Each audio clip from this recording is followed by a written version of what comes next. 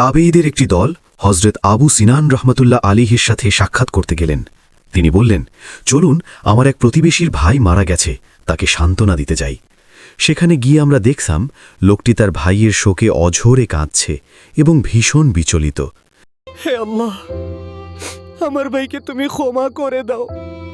ইয়া আল্লাহ, আমার ভাইকে মাফ করে দাও। আমরা বললাম, মৃত্যু তো সবার জন্য অবধারিত। সে বলল, আমি মৃত্যুর জন্য কাঁদছি না, আমি কাঁদছি আমার ভাইয়ের কবরের ভয়াবহ আযাব দেখে। সে জানালো, দাফনের পর সবারই চলে গেলে আমি কবরের পাশে বসেছিলাম।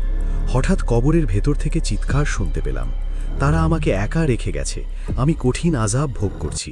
অথচ আমি তো নামাজ পড়তাম, আমি তো রোজা রাখতাম।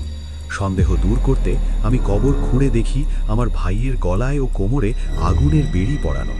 আমি তা খুলতে গেলে আমার আঙুল পুড়ে যায়। তখন দ্রুত কবর বন্ধ করে চলে আসি। এখন বলুন, এই অবস্থা দেখে আমি কেন কাঁদব না? আমরা জিজ্ঞেস করলাম, সে দুনিয়াতে কি করত? উত্তরে সে বলল, আমার ভাই সম্পদের যাকাত আদায় করত না। তখন আমরা বুঝলাম, এটি আল্লাহর সেই বাণীর সত্যতা, যারা আল্লাহ প্রদত্ত সম্পদে কার্পণ্য করে, কিয়ামতের দিন সেই সম্পদই তাদের গলায় বেড়ি হয়ে পড়ানো হবে। প্রিয় ভাই ও বোনেরা, যাকাত কোনো সাধারণ দান নয়, এটি ফরজ ইবাদত। নামাজ ও রোজা আদায় করলেও সম্পদের হক আদায় না করলে কবরে আযাব শুরু হতে পারে। আল্লাহ এসব ঘটনা দেখান যেন আমরা মৃত্যুর আগেই নিজেদের আমল সংশোধন করি।